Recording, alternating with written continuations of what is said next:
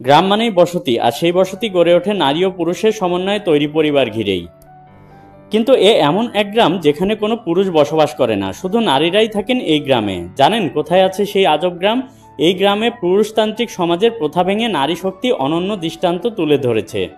এ গ্রামের ঠিকানা কেনিয়ায়। কেনিয়ায় উমোজ নামক এক গ্রাম রয়েছে, সেখানে শুধু নারীদের বাস। এ গ্রাম চলে নারী শক্তিতে। হাজার হাজার নির্যাতিতার ঠাঁই এই গ্রামে।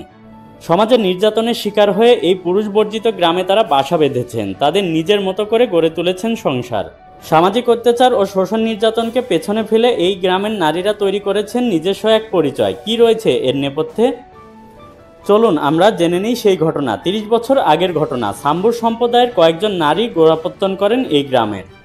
সমাজ থেকে বিচ্যুত পরিবার থেকে বিতাড়িত মহিলারা নিজেদের উদ্যোগে গড়ে তোলেন অভয় আশ্রম। তারপর ধীরে ধীরে দেশের বিভিন্ন প্রান্ত থেকে নির্যাতিতা নিপীড়িতারা যোগ দেন এই বৃহৎ পরিবারে। এ গ্রামে ছেলে সন্তানরা 18 বছর পর্যন্ত থাকতে পারবেন মায়ের সঙ্গে, তারপরেই তাকে গ্রাম ছাড়তে হয়। এই গ্রামে কোনো পুরুষ রাত্রিযাপন করতে পারবেন না, তবে দিনের বেলায় পুরুষরা ঘুরে দেখার সুযোগ পাবেন। এই গ্রামের জীবনযাত্রা দেখতে বিশ্বের বিভিন্ন প্রান্ত থেকে পর্যটকরাও আসেন।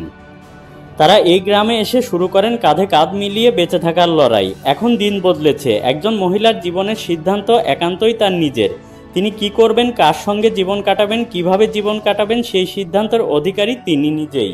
এ গ্রামের মহিলারা কৃষিকাজ ছাড়াও গহনা তৈরি করেন, পোশাক তৈরি করে বিক্রি করেন। সবাই স্বনির্ভর। তারা বিভিন্ন সম্প্রদায় থেকে এলেও এখানে সবাই একটি পরিবার। বিভিন্ন প্রশিক্ষণের ব্যবস্থা রয়েছে। এখানে রয়েছে শিশুদের জন্য স্কুল।